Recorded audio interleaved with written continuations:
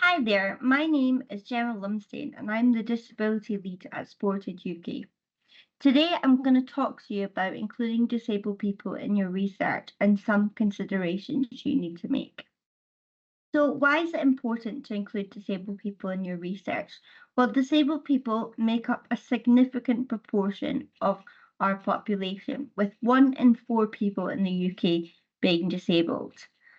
So if you want your research to be representative and ensure that lots of different voices are heard, it's really important to include disabled people. Due to the way that disabled people have to navigate everyday life and their unique and rich perspective and experience, they can add so much insight and great rich data to your research in terms of the way that they think about things and the way that they look at the world and the way that they've had to experience different things, overcome barriers, challenges. So definitely adding some really great insight into whatever topic you're looking into. And finally, the disabled community is significantly underrepresented and often don't have an opportunity to share their voice and share their thoughts and experiences. So, by enabling disabled people to take part in your research, you are giving this community a voice and a platform to speak up for what they believe in. So, accessibility considerations in relation to data collection. So, the first thing to think about in terms of questionnaires is around the platform you're using. So, often different platforms have accessibility guidance, and this will show you what's feasible and what's not in relation to your questionnaire. So, whether your questionnaire is screen reader compatible, whether you can change the color contrast to black and white, which is often really helpful for people who have sight loss, um, whether you can do speech to text, which can be really helpful for people with physical disabilities.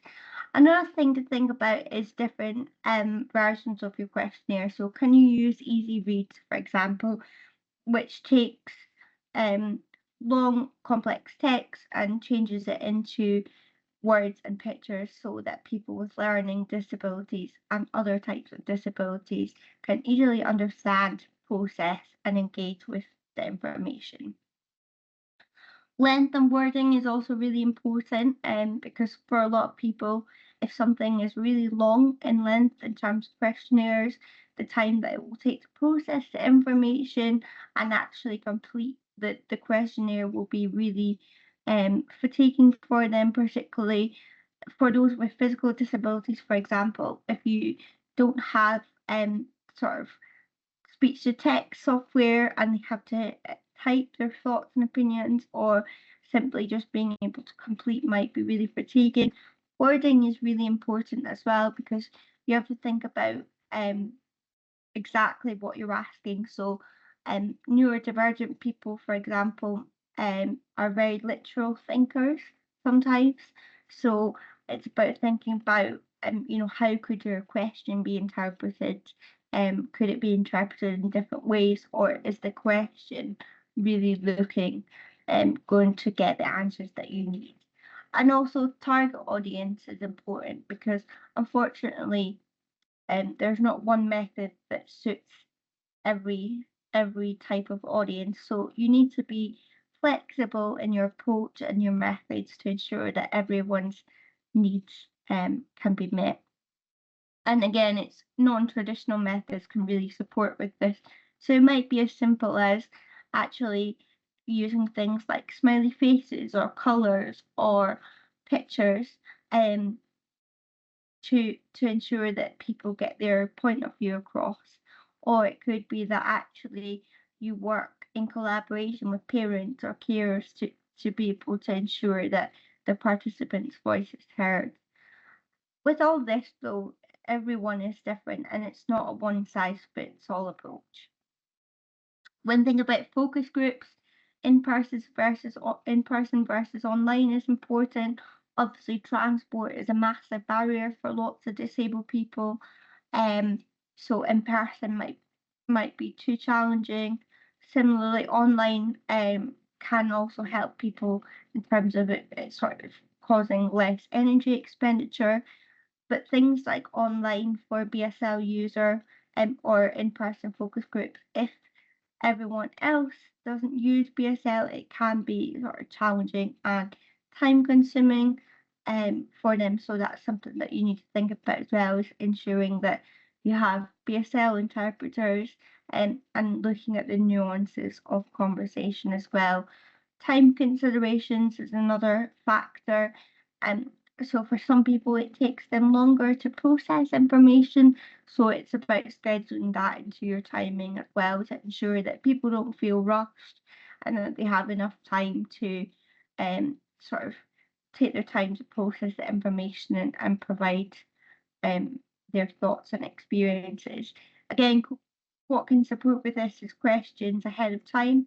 This is particularly useful if you're working with autistic people um, or neurodivergent people who maybe need to have that the element of structure ahead or need that additional processing time so that they've got the questions ahead of time so they can come into the group and be ready. And again, just about creating a positive environment to enable people to feel safe and comfortable to share their experiences.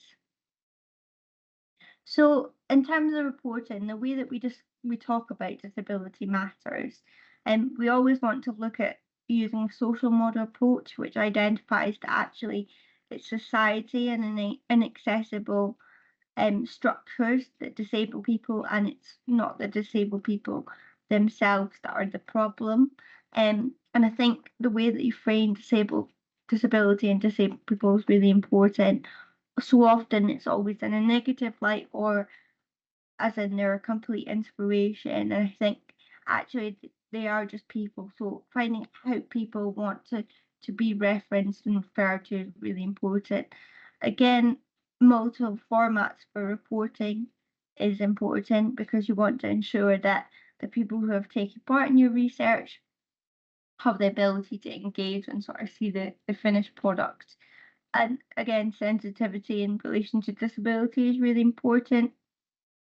So actually, people do not need to disclose their disability to add value into their research. It maybe isn't even an important factor um, within your results or your finding around their disability. And just sensitivity around this, or particularly around if they're explaining about some of the challenges associated to their disability, is really important. Um, but I think on top of this, it's all about having that conversation with the person and ensuring that these sensitivities will be thought of from the beginning.